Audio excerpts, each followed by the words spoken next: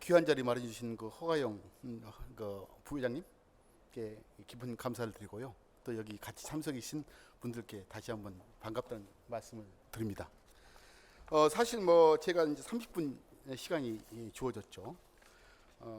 사실 오늘의 얘기는 저의 관점 얘기이기도 하고 SF+ 관점 얘기도 합니다. 이 의미는 뭐냐면 사실 이 복잡계에 직면해 있는 우리 세상은 관점 싸움이라는 생각을 해요. 그래서 이런 관점이 본인이 다시 해석하고 의심해야만이 진짜 좋은 결과가 있지 않겠 생각을 하면서 오늘 강의를 시작하겠습니다. 오늘의 주제는 제가 2008년 저희 펀드가 만들었던 13년 전의 이제 세상에서 형성됐던 그 유동성의 역사, 엄청난 유동성이죠 사실. 그리고 엄청난 금리 인하. 아마도 지금까지 이런 그 유동성의 축제가 있었을까라는 생각이 13년의 역사 같아요.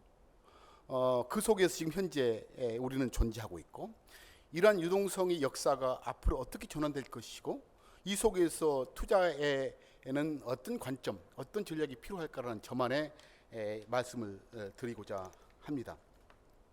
사실 뭐 통계는 많이 알겠죠. 2008년 이후에 지금까지 미국 금융위기를 극복하는 과정, 그리고 그 작년에 코로나를 극복하는 과정에서 전 세계 그 보는 통화를 만드는 미국 연준을 필두로 모든 중앙은행이 합작해서 마음 놓고 원 없이 돈을 푸는 것은 우리는 목적했습니다. 그리고 원 없이 금리를 내렸죠. 사실은 금리를 내릴 때마다 저는 우리가 세상 살면서 사실 가뭄이 들기도 하거든요. 가뭄. 아주 지독한 가뭄도 듭니다. 지독한 가뭄이 들 때 마치 그 미래 후손들이 쓸 지하수까지 다 판에서 써버리면 대가지고 후손들이 쓸 물은 어떻게 쓸까라는 사실 그 걱정도 많이 했었어요. 참 정치인들이 한심하다. 왜 미래에 쓸 정치인들이 쓸 카드, 양적 완화라는 엄청난 그 돈을 보고, 그리고 금리도 남겨둬야지 자기 당대 뭐를 이루고자 하는 욕망 때문에 한없이 돈을 풀고 또 한없이 금리를 낮추는 구조의 13년의 역사가 아니었는가. 이건 세상에 공짜가 없을 텐데 라는 생각을 하면서 오늘 주제를 시작하겠습니다. 아마도 이러한 그 엄청난 자기만의 그 어떤 한없는 돈 그 유동성의 잔치는 아마도 그 배경이 한 5가지가 있었던 것 같아요. 사실 낮은 물가 수준이죠. 낮은 물가 수준이 제가 생각에는 5가지 백그라운드를 기초로 물가가 낮았을 것 아닌가. 첫째가 그 값싼 중국산 제품의 홍수라는 하나의 요건.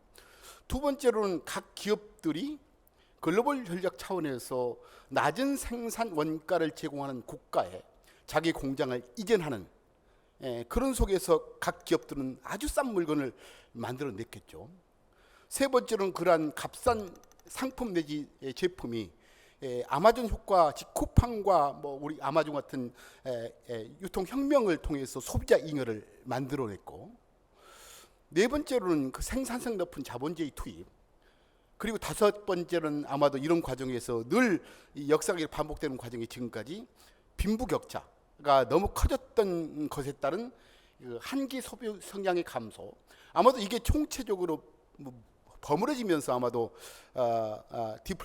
이 디플레이션이 맘 놓고 중앙은행이 돈을 풀 수 있는 배경을 만들었고, 마음 놓고 금리를 인하했던 것을 만들지 않겠느냐. 그렇다면 이 5가지가 앞으로 더 유지될까라는 고민 속에서 의심을 해봐야 될 때다. 첫째, 여전히 중국산 제품이 비싸질까라는 점에서는 임계점에 거의 도달했지 않겠느냐. 중국들 오래전부터 중국 정치가들도 사실 요즘 공동 부의 얘기도 나왔지만은 사실은 저임금을 바탕으로 굉장히 낮은 그 제품이 홍수를 이뤘는데 그것조차도 의심의 단계가 와 있다. 최근에 그 공동 부의 문제도 사실은 인건비 증가로 사실 소비자 성향을 좀 그 높이는 작동 원리가 있지 않겠는 생각도 해보고요. 두 번째로는 각 기업이 뭐 중국으로 공장을 이전하고 베트남 이전 과정에 대한 생산 기지 이전 효과도 최근에 해보니까 반도체가 없어서 독일에서 공장을 못 만들고 백신이 없어서 인도에서 백신을 수입하는 그런 현상 속 정치인들이 리쇼어링, 사실 낮은 원가가 중요하지 않다. 국익 우조의 우선의 원칙이 작동되면서 두 번째 그 물가에 대한 견인력, 낮은 물가의 견인력이 조금 수그러지지 않겠느냐 생각을 해보고요. 세 번째는 그 아마존과 쿠팡에 대한 소위 말하는 소비자 잉여에 대한 하강 국면이 거의 임계점에 더 이상 쿠팡, 더 이상 아마존을 통해서 과거에는 급속도로 사실 그 소매 유통 과정에서 이러한 혁신의 어떤 그 물가 하락분이 다 시장에 반영되지 않느냐라는 생각을 해봅니다. 이런 세 가지 점에는 의심, 물가에 대한 디플레이션은 의심해 볼 여지가 있다. 다만 장기적으로 네 번째, 다섯 번째는 여전히 유효한 것 같아요. 생산성 높은 자본주의 등장, 그리고 항상 위기 때마다 사실 빈부의 격차가 굉장히 커짐으로써 한계 소비 성향이 낮은 사람에 대한 부가 집중됨으로써 총수요가 감소하는 현상은 앞으로 미래의 어느 순간에 다시 낮은 물가를 유지할 경향은 있지만은 단기적으로는 첫 번째, 두 번째, 세 번째에 대한 임계점이 아마도 디플레이션에 대한 의심을 해볼 때가 됐고, 아마도 이런 게 중앙은행장, 저는 사실은 저는 뭐 모르겠어요. 미국 실업률을 보지 않고 뭐 보지 않는데 사실 이런 현상들이 엄청난 그 돈을 풀어서 또는 금리를 내려서 뭐를 작동시켰느냐, 뭐를 대관절 한 게 없다고 봐요. 저는 옛날 전통적인 이 중앙은행 정책 또는 국가의 정책이라는 게 경기가 나쁘면은 돈을 풀고 금리를 낮춰서 투자를 작동시켜서 GDP를 올리고 거기서 나오는 소득, 각종 소득이겠죠. 근로소득, 이자소득, 배당소득, 사업소득, 각 소득 올린 후에 사실은 경제를 보고 나는 이게 저는 균형 경제 성장이다. 그런데 과거 13년 동안 이러한 작동 원리가 깨졌다. 투자 안 늘었습니다. 투자를 통한 GDP 안 늘었습니다. 그래서 이게 우리는 경제 불균형이라고 얘기하죠. 13년의 역사를 저는 그 미국 연준 의장도 밤에 생각할 것 같아요. 이렇게 돈을 풀어서 뭘 얻었는가? 과거에는 돈을 풀면 거기에 합당하게 투자가 늘었고 투자에 대한 투자 견인형 GDP가 상승했죠. 그를 통해서 가처분 소득이 늘고 거기에 균형이 맞게 자산 가치가 올랐는데 지금 투자도 늘지 않고 투자에 의한 GDP도 늘지 않는 상황에서 온전히 자산 가치만 오르는, 사실 이게 이게 사실 제가 자료를 만드는데 제가 자료를 잘 안 보는 스타일이라서, 그래서 사실 경제 불균형을 만드는 현상일 뿐이지 뭐가 있을까? 그래서 저는 과거의 전통적인 그 유동성 홍수 그리고 금리 인하에 대한 엄청난 의심을 각국 연준 책임 있는 사람이라면 하고 있지 않느냐라는 생각을 해봅니다. 이런 게 또 주식시장에는 어떻게 돈이 많이 들어오니까 패시브 펀드라는 비크를 통해서 패시브 펀드에 돈이 몰려있어요. 증권시장에는 패시브 펀드는 뭐 합니까? 돈 들어오면은 무조건 시가총액이 높은 거 사요. 패시브 펀드는 시장의 평균값을 따라가는 거거든요. 평균값. 한국 코스피 200종목의 평균값을 따라가는 거예요. 코스피, 다우, S&P 시장의 평균을 사는 거예요. 이게 사실 저는 이 패시브 펀드에 대한 홍수를 저는 악마의 길이라고 봐요. 자본시장이 존재하는 이유는 한정된 돈, 희소한 돈, 아까운 돈이 자본시장에 들어와서 좀 더 꿈이 있고 혁신적이고 가치 있는 기업에 배분돼서 장기적으로 성장가 되라는 메시지인데, 돈이 들어오다 보니까 패시브 펀드라는 이상한 게 등장해서 거기에 돈이 꽂히니까 평균에 막 사는 거예요. 그냥 지수는 뭐예요? 두 가지예요. 지수를 사는 구성원 종목을 그냥 카피합니다. 펀드 매니저 공부도 안 해요. 골프 치다가 야 오늘 벤치마크 얼마야? 그럼 사는 거예요. 그런 작동 원리가 13년 동안 있었다는 것. 두 번째는 패시브 펀드는 또 뭐냐? 오르면 벤치마크 올라요. 삼성전자가 2016년에 벤치마크 16%인데 오르니까 24호까지 가는 거예요. 미국에서 게임스탑이 S&P 500에 들어갈까 말까의 문제예요. 들어가면 오르면 들어가요. 그럼 그거 사야 돼요. 나는 그런 패시브 펀드의 작동 원리가 정말로 악마의 길이다. 근데 그 길이 사실은 유동성 과잉일 때는 포장이 돼요. 하지만 유동성이 꺾였을 때 그게 가능할까? 라고 의심할 때가 아닌가라는 생각을 해보죠. 그래서 저는 지금 이러한 유동성 효과에 대해 효과와 결별하는 때가 지금 이 순간이고, 그게 진짜인가 가짜인가, 유동성 때문에 오른 폭과 아니면 가치 지향적인 것에 대한 문제가 결별할 때가 아닌가라는 생각을 해봅니다. 저는 지금 결별할 때라고 보고 있고, 그래서 일정 부분은 유동성에 따른 일정 부분은 반납할 때가 아닌가라는 생각을 해보고, 그렇다면 자, 그 패시브 펀드 속에서 함께했던 그 호사를 누렸던 기업들은 일정 부분은 가격적으로 반납할 때고, 하지만 성장은 두 가지 성장이 있습니다. 혁신의 성장과 내버리지 성장. 즉 내버리지 성장은 끝을 맞을 것 같고, 혁신의 성장은 영원히 있어요. 영원히. 내가 항상 좋아하는 낱말 있죠. 위대한 기업은 늘 존재하지만 위대한 기업은 늘 바뀐다는 사실이에요. 위대한 기업은 늘 존재하기 때문에 시장을 떠나지 말라. 위대한 기업은 늘 바뀌기 때문에 그걸 찾아라. 그래서 2부에서는 이러한 혁신의 성장이 어디에서 있을 것인가에 대한 얘기를 해보겠습니다. 2부인데요. 지금 현재 1부는 거의 끝났는데 자료를 하나도 안 남기고 얘기가 끝났네요. 여기 하는 거예요? 여기? 됐으네. 네. 그래서 1부가 금융 수축기 시장 평균 이상의 기업과 함께하라. 지금까지는 평균과 함께했죠. 이런 거 얘기를 했죠. 앞으로는 시장의 평균 이상과 함께해야 되고, 그 길은 혁신 속에서 나올 것이라는 얘기이고, 이 얘기는 2부에서 전해드릴 겁니다. 이거는 알다시피 2008년 이후에 엄청난 돈의 형수에 대한 자료이고요. 세 번째로는 돈뿐만 아니고 돈 금리 인하까지도 이렇게 임계점에 가 있다는 얘기고요. 세 번째로는 유동성의 작동 원리가 주식시장에서는 사실 패시브 펀드를 작동시켰고, 시장에서는 법비지수, 저는 법비지수에 대한 그 한계성을 의심을 하죠. 사실 법비지수는 GDP 대비 시가총액, 주식 시가총액인데, 주식 시가총액은 주주의 대한 그 명목적 가격이란 말이에요. GDP는 주주의목이 아닌, GDP는 주주목, 채권자목, 그리고 그 근로자목, 그리고 정부의 몫이 합산된 개념의 비율이기 때문에 사실 시가총액과 GDP의 개념적 정의에 대한 법비지수는 효용성은 상실했다. 그럼에도 불구하고 이 법비지수는 역사적으로 사상 최고치를 나타내고 있다는 의미는, 메시지는 일단 그 GDP 통화가 크게 그 GDP 투자와 경제 성장을 작동하지 않은 채 사실 자산 가격에만 가격에 영향을 미쳤던 지표로서는 유효해서 달았습니다. 그리고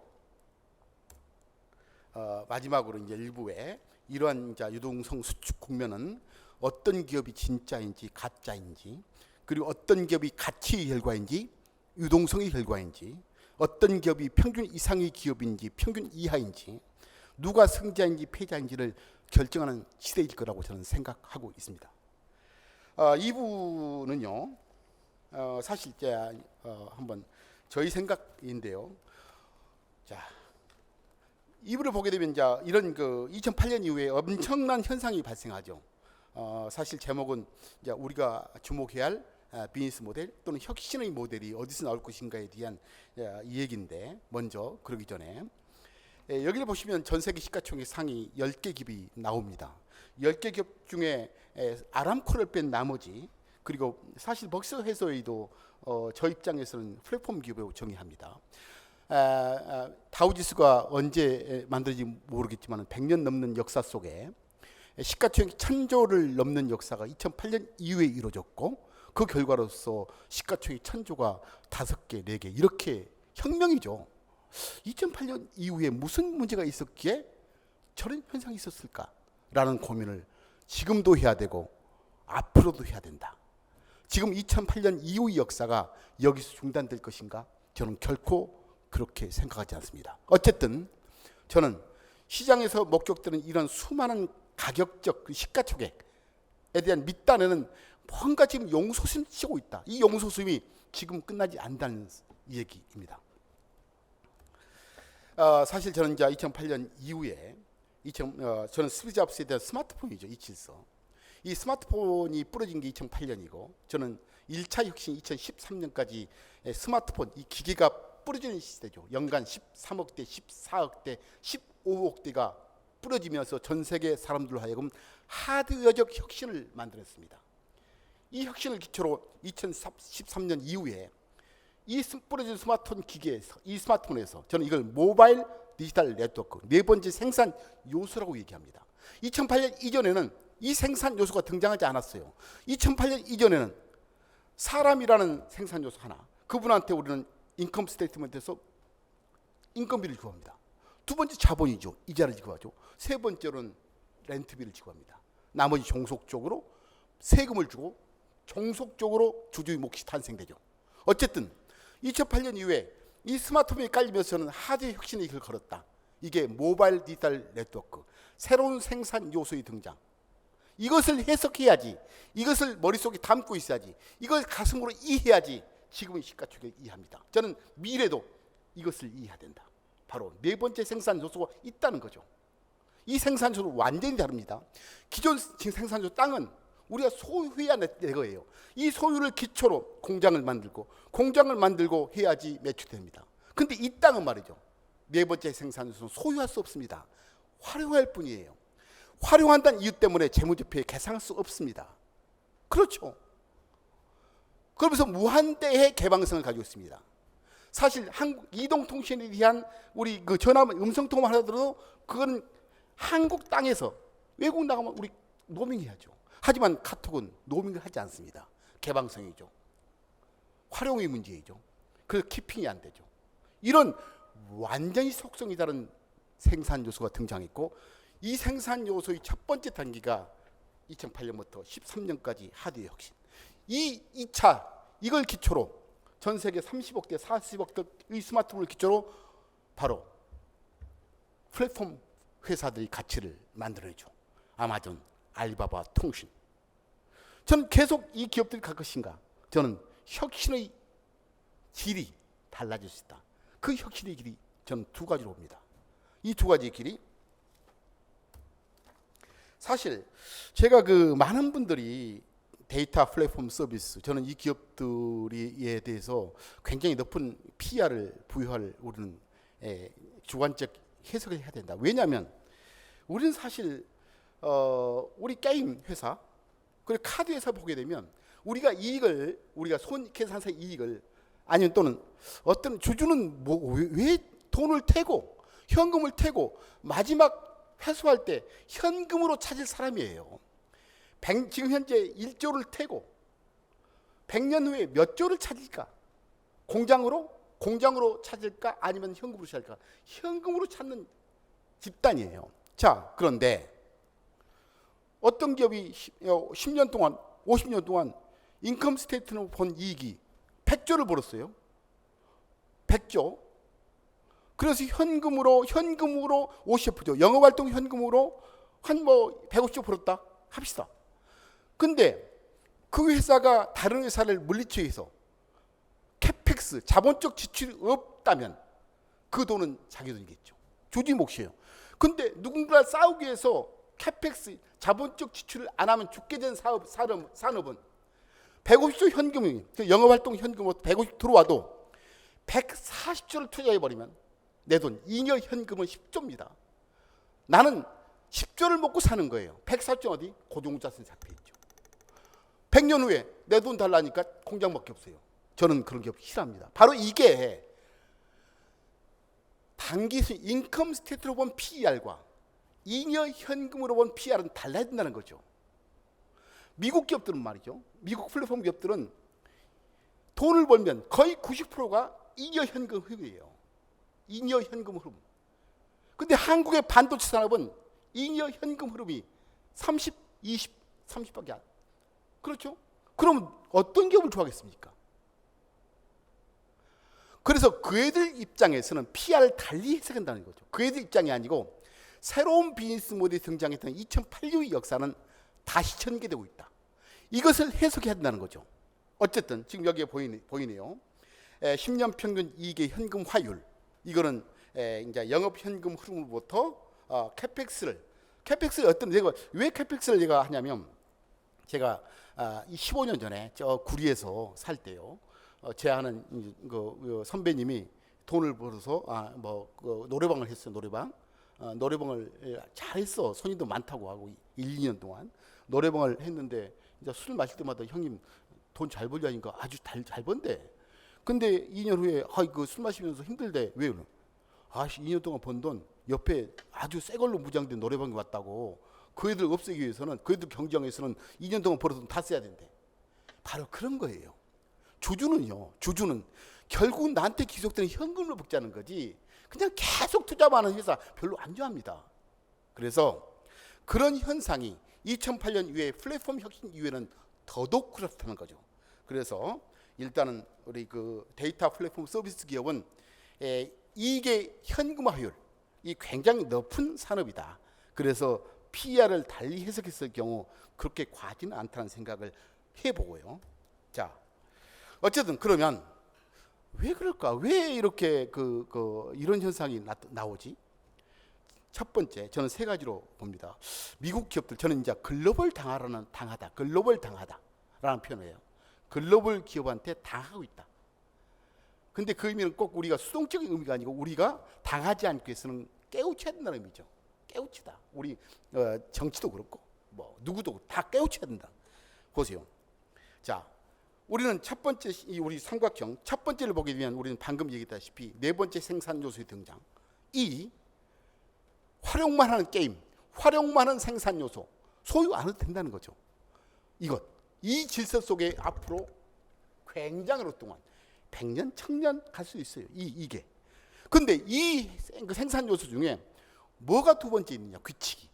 두 번째, 망의 중립성이에요.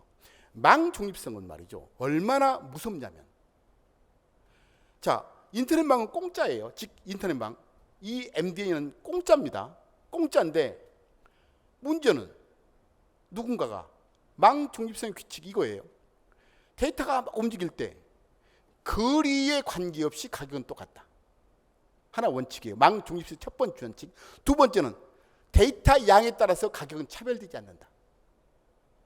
내가 지금 여 앞에 있는 우리 고 대표님하고 데이터를 주고받는데 이렇게 가까운 데이터의 가격과 미국에 있는 내 친구한테 보는 데이터의 가격은 거리가 멀다는 이유만으로 가격을 부과하지 않는다는 원칙이에요. 두 번째 원칙은 데이터 양의 패킷의 양에 따라서 가격을 부과하지 않아요. 그러니까 넷플릭스가 만약에 망 중립성의 원칙에 망중이 없었다, 그 원칙이 없었다 라고 하면 넷플릭스가 그 엄청난 데이터를 쓰는 스트리밍 회사들이 이익이 훼손되겠죠. 그래서 저는 이러한 망 중립성의 원칙을 우리가 이해한다면 나는 전 세계 특히 미국 기업들이 어느 순간에 한국 기업들을 순간에 먹을 수 있습니다. 왜? 안 먹을 이유가 없죠. 그 엄청난 시장에서 시장성을 만들어낸 마지막이죠. 영어권, 빅데이터 이런 것으로 무장된. 엊그제 내가 나는 항상 삶 속에서 가치를 찾거든요. 우리 경영관리 쪽에 최근 2년 사이에 1년 사이에 우리 혹시 B2B니까 우리 B2B는 잘 모르잖아요. 계약서를 가지고 있어요. 계약서. 그러니까 계약서 중에 몇 개 계약서 중에 국내 기업을 쓰다가 미국 기업을 바꿔버렸어요. 미국 기업, 우리가 잘 아는 기업으로 매출처를 바꿔버린 거예요. 나는 이런 현상이 그 산업만 그러겠어요. 앞으로 데이터 보안, 우리 한국의 비디오 방이 넷플릭스라든가 아마존 플러스 다 바뀌어버리잖아요. 왜? 망 중립성 때문에. 저는 그래서 미국 플랫폼 기업들, 전 세계 플랫폼 기업들의 승자 독식 현상은 여전할 텐데 또 거기에 그 질서가 정이라면 세상의 진보는 정과 반의 합의예요. 그 질서가 정이라면 최근처럼 각국의 규제가 있겠죠. 이게 반이겠죠. 어떻게 정만 있습니까? 세상의 진화의 모습이에요. 하지만 정과 반의 싸움에서 저는 혁신을 지향하는 쪽과 소비자 잉여를 만드는 쪽에서 소비자 잉여를 만드는 쪽이 결국은 이게 돼 있다고 봅니다. 현재는 정과 반이 싸우고 있는 것 같아요. 한국도 그렇고 중국도 그렇고. 중국은 그것도 아닌 것 같고 어쨌더라고. 나는 그 중심에 혁신 지체가 이길 것인가, 소비자 잉여를 만들고 이길 것인가의 싸움에서 소비자 잉여 쪽으로 단 승리를. 왜? 미국 애들이 언제라도 올 수 있거든요. 앞으로요 많은 산업에서 글로벌 승자 독식 현상이 있을 거라는 생각을 해보면서 그 기초에는 네 번째 생산 요소인 MDN, 그리고 MDN 특성값인 망종집성, 그리고 미국 기업들의 특성인 넓은 시장, 바로 빅데이터와 영어.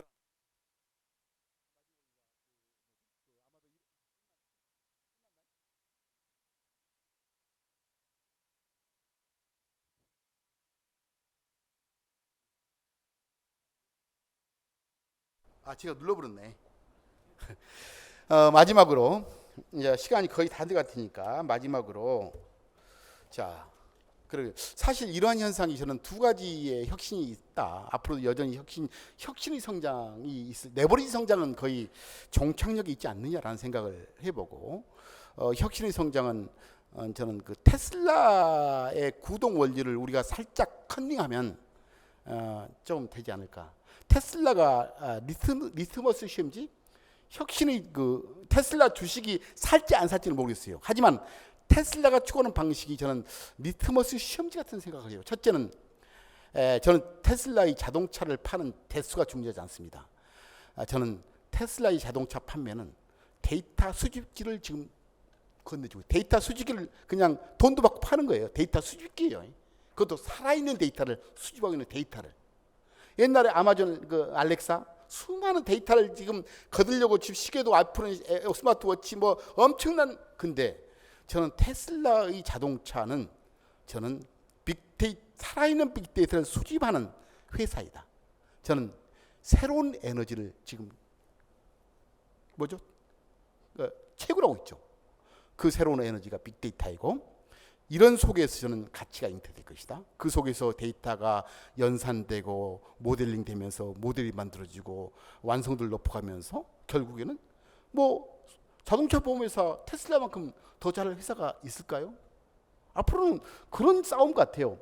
유전자 분석 회사를 생명보험 회사가 이길 수 있을까요? 나는 데이터를 갖고 있고 활용하는 자가 모든 산업에 파괴적 혁신을 줄 것이다. 그래서 첫 번째 에너지, 이 얘기는 데이터를 에너지로 봐야 된다는 거죠. 그런 이해를 테슬라의 작동 원리를 보면서 우리는 이해할 필요가 있다라는 생각을 해보고요. 두 번째 혁신은 데이터의 변화입니다. 그 에너지의 변화입니다. 에너지. 사실 에너지, 지금까지 에너지는 지하의 에너지에서 지상의 에너지로 바뀐다.